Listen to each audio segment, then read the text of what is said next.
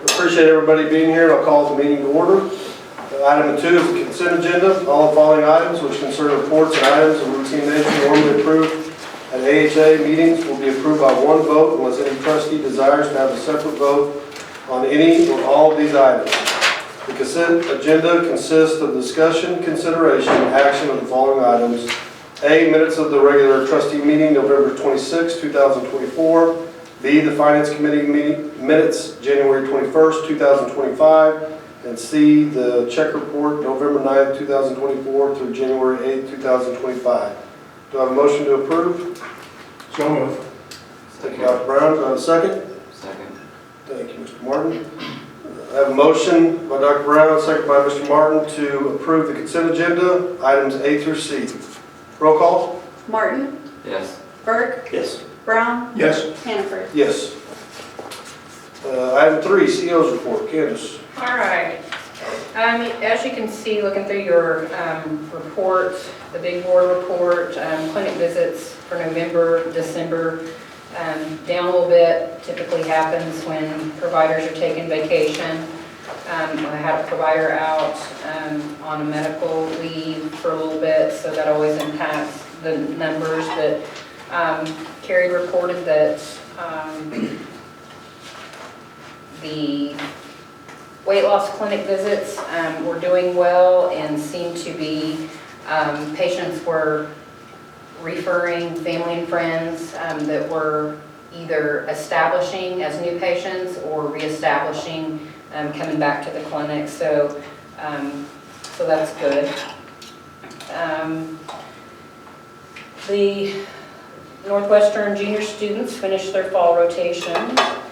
We had 4 of our nurses successfully complete the TNCC, which is the Trauma Nurse Core Competency Certification course. Over the months of November and December, we've had several thank you cards and snacks from patients telling the staff how much they appreciate them. Mark Almack has been named the Emergency Room Supervisor in the month of December. Coco Burton is our radiology director. Well, she's actually a radiology director now. She's our laboratory director who has also taken over managing the radiology department. We appreciate that. And she has hired some agency staff to help out working a night shift 3 nights a week to give our 2 girls in there a break, and that has seemed to help tremendously. Surgery is booming, going well. We ended 2024 with around 310 procedures. Dr. Guerra has started. He was here last week. He's a general surgeon and will join Dr. Roberts in covering our surgical needs for general surgery. Dr. Tupper staying very busy. We consistently get good feedback on Dr. Tupper. Are pleased with his care and seem to really like him just in general as a person.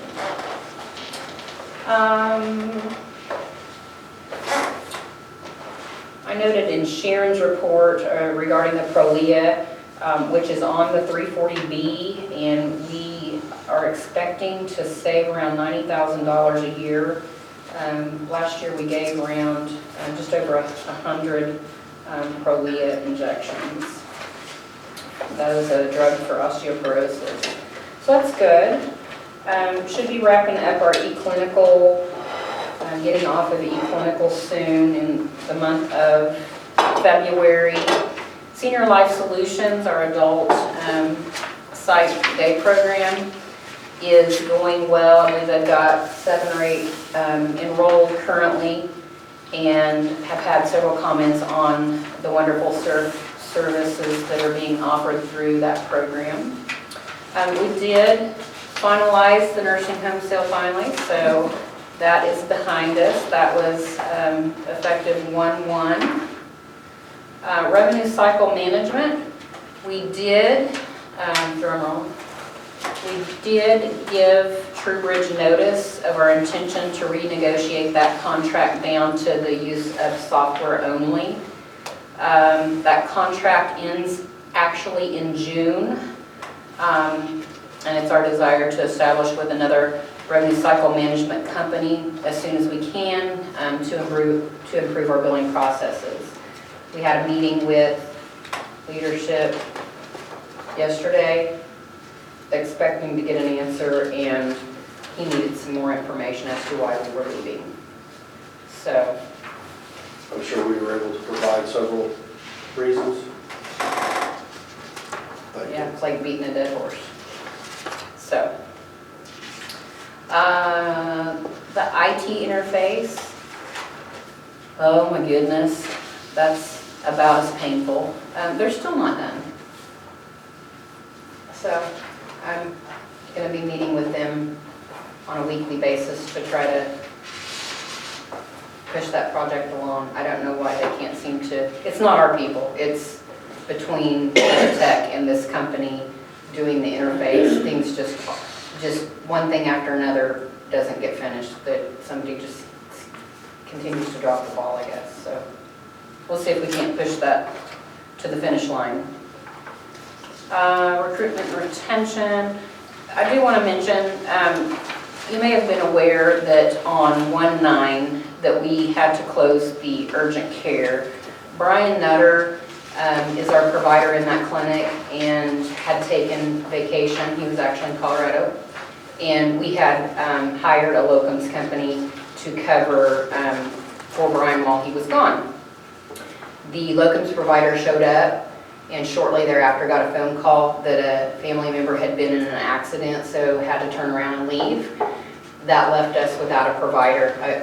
Steve was having surgery, and Jennifer was not in town, so that left me with no one. I had nothing, nobody to cover. So obviously, if it was bad enough, they could go to the emergency room, but that's all we had on that day. So just wanted to let you know that. We do not close it, unless something like that comes up. But anyway, that is all I have, unless you have questions for me. Okay, any questions for Candace? Hearing none, do I have a motion to approve and accept the Share Medical Center written report for January 2025? I make a motion, we approve the CEO's report for January. Thank you. Do I have a second? Second. Okay, a motion by Dr. Brown, second by Mr. Martin, to approve and accept the Share Medical written report for January 2025. Roll call? Burke, Yes. Brown, Yes. Hannaford, Yes. Martin. Yes. Okay, CFO report. Kelly, then we got a couple months to go through here. Yeah, I'll go over the November and the December and then the year-to-date. November, cash balance for the end of November was $362,807. It was 13.7 days of operating expenses. Hospital AR balance was $4.4 million. That was an increase of about $1 million during the month of November. I will tell you that at the end of November, there was quite a bit of claims that the billing company did not get billed out until January, and therefore the cash coming in was not there either. The biggest reason for the cash balance being at that level at the end of November was we did access our line of credit pretty significantly at that time. So that's Another reason why we're leaving. yeah. Did Candace mention that we've served notice to our billing company? Okay. Accounts payable balance for November was just under $1.3 million. That was up $330,000 from November, or from October. Again, without the cash coming in, we weren't sending cash out to pay as many bills either. So, gross patient revenue for November was $2.5 million, or over 2.5 again, and it did increase from October by about $190,000. The patient days in November were, the inpatient days in November were 27 compared to 17 in October. Clinic visits were down slightly in November compared to October, down about 300 compared to October. Of course, November is when we get into Thanksgiving and having closed clinic days. So And Candace mentioned the providers out. Contractuals less bad debt and charity care for November were 23.6% of gross patient revenue. Net patient revenue was $1,665,448, which was an increase of about 1.18 million compared to October. I will note that in doing some cleanups, the billing company also, there were a significant amount of adjustments contributing to a total reduction of adjustments or insurance write-offs, that kind of stuff, which was almost $1 million at $989,000. So different than October. So that contributed significantly to having that net revenue be at that high level that it was. We had $162,000 written off to collection agency. That was down about $65,000. I will also note that in the previous reporting that we had, golly, this is also a billing company. They were giving us a year-to-date number for each month that they were reporting, so they were compounding that. Charity care was zero. Operating expenses, excluding salaries, benefits, depreciation, for November were $569,284. That was a $35,000 increase compared to October. Salaries and wages were $541,000. That was a decrease of about $80,572. The net operating income for November was $495,653, and the total net income was $631,902. Other than the issues within with cash, AR and AP, everything else was pretty well in line. Expenses were, no surprises in the expenses. No real surprises in the revenue. The December financials, operating cash for December was $163,962, about just under 6 days of operating expenses, excluding depreciation. Hospital AR was $4,385,000, and that was a decrease of about $72,419 compared to November. You can see our days there.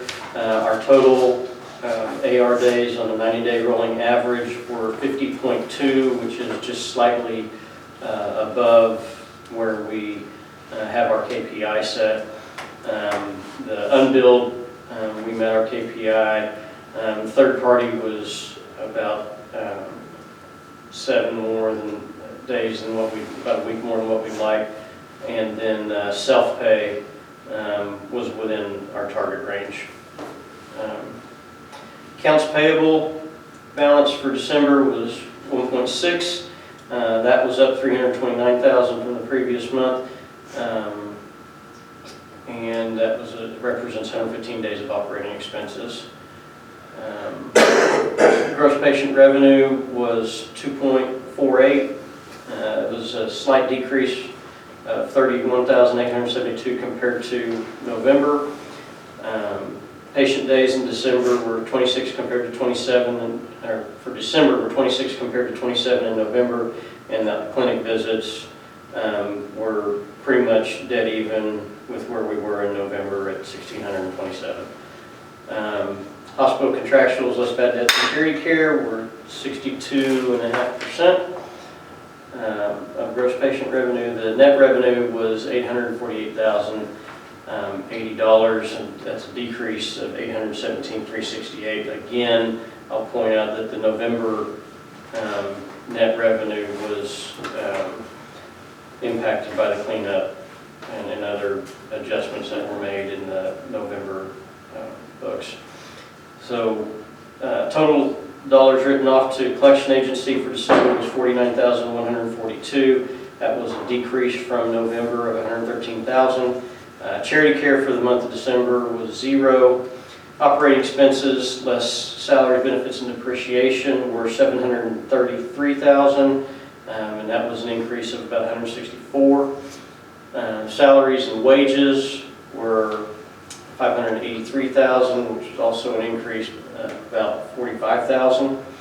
And so all that together, we had a net operating loss for December of $533,296 and total net loss of $406,597. We'll say that December and January, both of those months, the sales tax collections have been quite a bit up compared to what we typically receive. I think a lot of that had to do with opening of a new restaurant downtown, but also the Chamber of Commerce just kind of knocked it out of the park with, promoting local, shop local, and I think the number I was told was that their candy cane cash was somewhere in the neighborhood of $200-some thousand worth of sales on candy cane cash. Of course, every dollar spent in Alva, I mean, that's going to cause that sales tax number to be good, and the last couple months that has been. In December, there was a outlier. There are a few outliers on the in our expense activities. One is that we've been provided our invoices from Senior Life Solutions, but didn't book those until December, due to making sure that we got our due dates right with the company, because we did negotiate deferred due dates on some of those expenses with Senior Life Solutions. So there's about $153,000 that didn't show up in November or October that did show up in December. We did have about $27,000 of prepaid expenses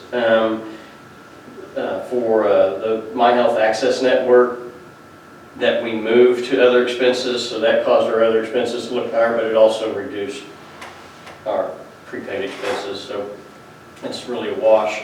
Non-revenue expenses continue to be lower than expected on the year, and so our non-revenue department expenses, that's your maintenance, your housekeeping, administration, IT, those departments, are about $327,000 under budget for expenses, so that's good. And that ultimately is less overhead for our revenue generating departments. So we're going to keep doing what we're doing there. On our cash, we talked with the Finance Committee that there were about $340,000 worth of correcting entries, and what these were, I don't know when this practice began, but I know we found it. But essentially, for one of our vendors,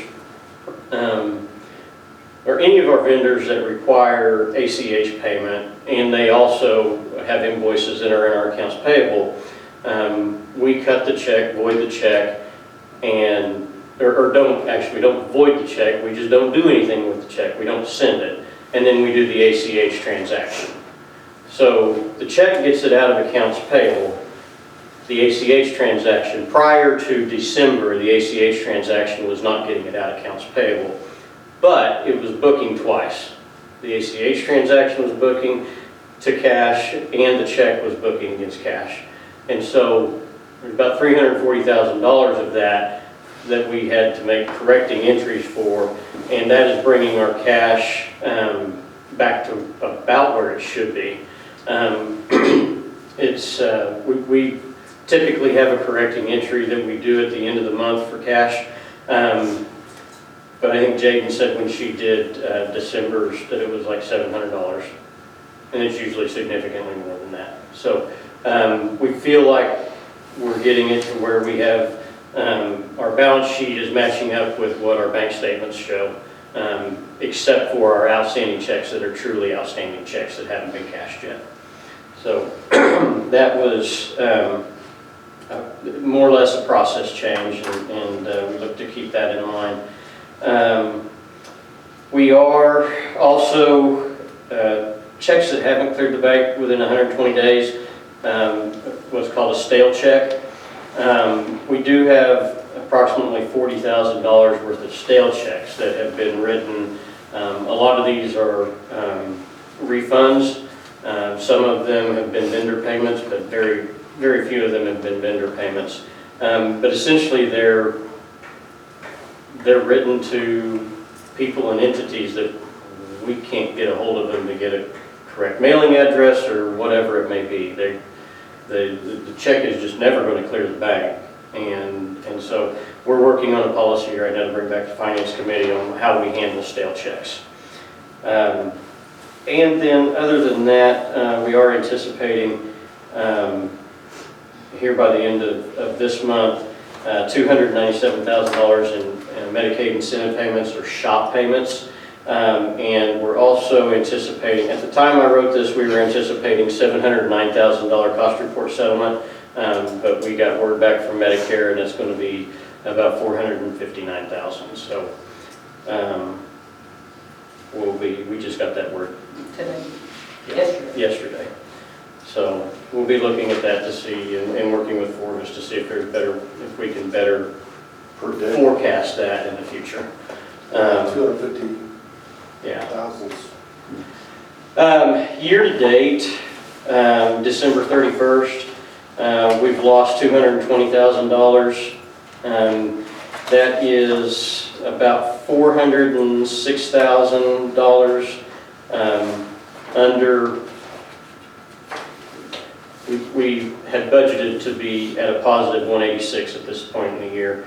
And so we're about $406,000 off from hitting that budget target.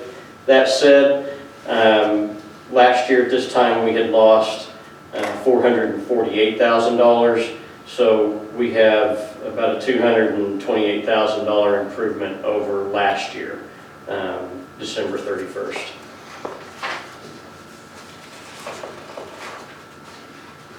All of the other reports are in your packet for your review.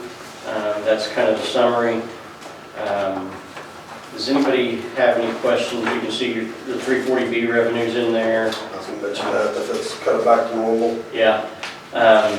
And there's also, there was some catch up on Jennifer Nichols' prescriptions. I don't know exactly the root cause of why hers weren't tracking through, but this last, and it's not all Jennifer, but there's about a year's worth of Jennifer's prescriptions and then everybody else's regular prescriptions. And so our next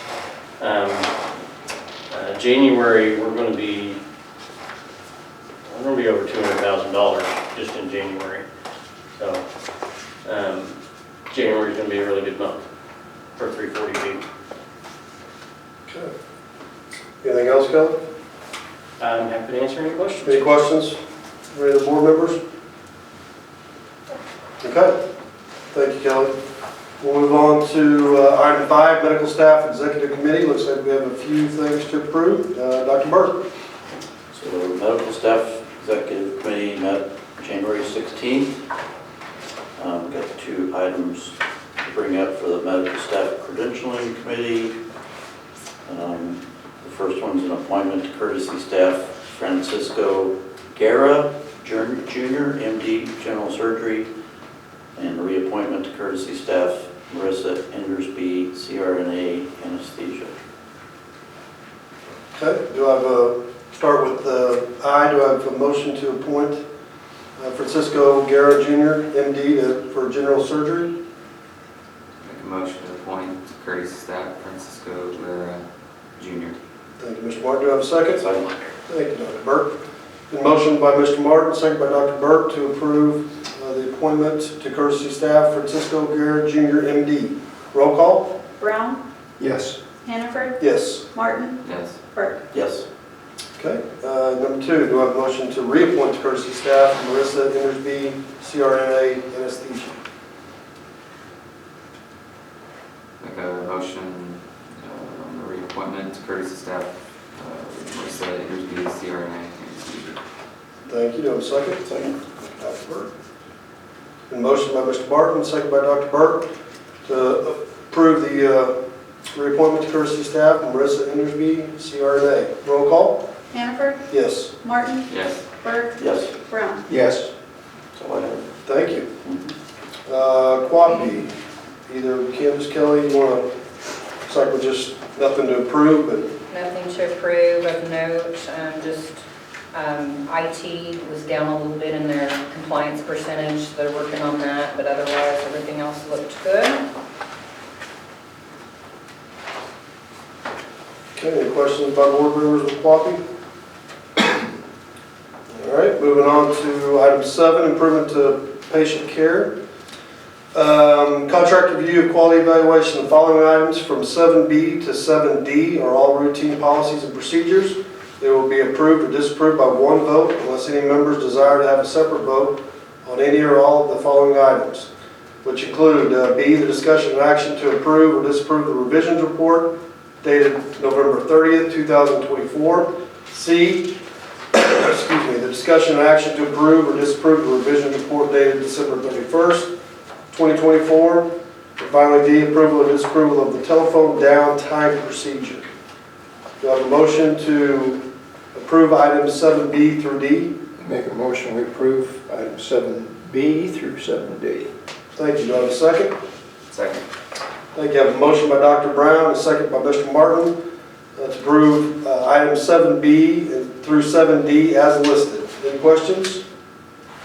Roll call? Martin, Yes. Burke, Yes. Brown, Yes. Hannaford. Yes. Okay, Sheriff Convalescent home report.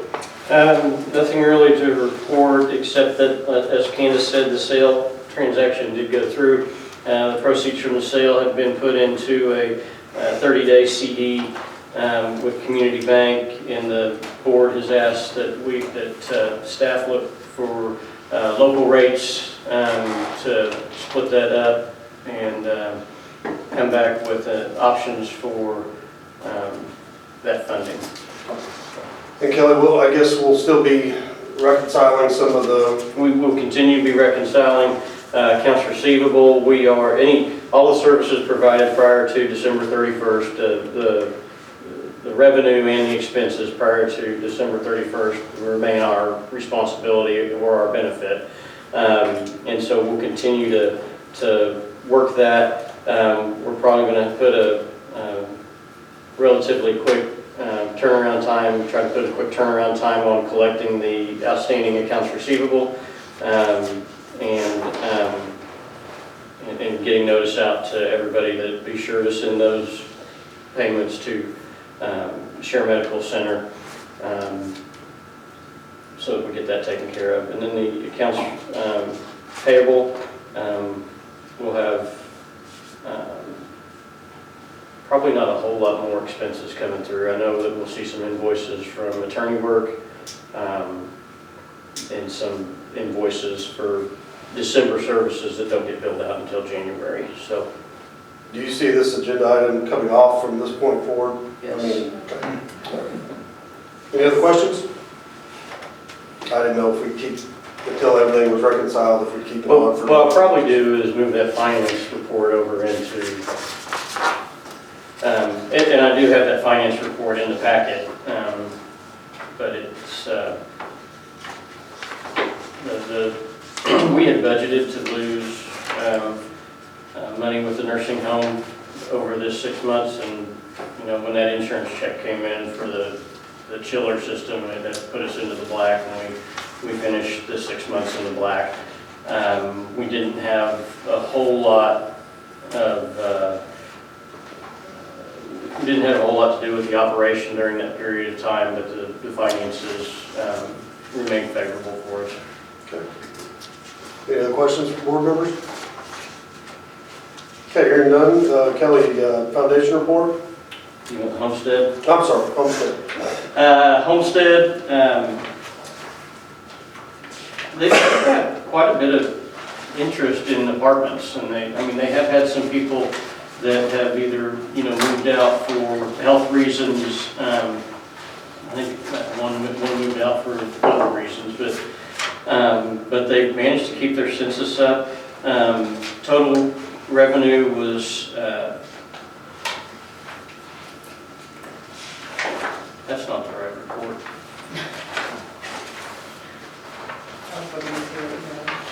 I'm gonna say, I think that's kind of- You want to talk about 21? Yeah, you want to go back to 2019, I think. you do have a year-to-date 2025 Yeah, versus. the year-to-date is correct. So the month of November, the homestead had 91,337 in revenue, compared to 42,000 last November. Some of that is because we have shifted all of the meals for the hospital, the homestead, the Meals on Wheels, all of that is now homestead revenue. And so the meal revenue's gone up significantly. The resident rent revenue is significantly higher than November of '23, but I will say it's right around average. We try to be around $60,000, so it's a little over average, but it was a good month at the homestead. Like I said, occupancy has been good. Total expenses were $72,426, so November had a net income of $18,911. If you switch over to December, these look correct. On the 6-month comparison, revenue was down slightly at $87,514. Expenses were also down to $58,900 for a net income of $28,614. One thing I didn't mention during the hospital financials, but beginning January is when we start the 75% benefits expenses. So we've got our management staff that are covered for the, well, at different levels. I can't articulate all of that, but I know this is where we go in January, increasing all of our frontline staff, their insurance benefit based on the board approval back in September or October, I think. So that will change all of the expenses moving forward. Year to date, December 2025, the homestead is at a $63,546 net income compared to $20,762 last year, same time. I do anticipate that margin will decrease over the next few months, though, because of the added expense of operating. I just feel like that won't be as big a margin moving forward. The benefits and then staffing for dietary. Okay, any questions for Kelly on the homestead? I did have mine, it was just out of order. Now foundation, any reports from foundation? Only thing with the foundation is we'll be getting the annual statements out to our donors for their taxes. Okay. No St. Anthony's reports. Mr. Bowman gone, there'll be no city council, I have no chairman's report. Any new business? Hearing none, I appreciate everybody being here, and we are adjourned. Good job.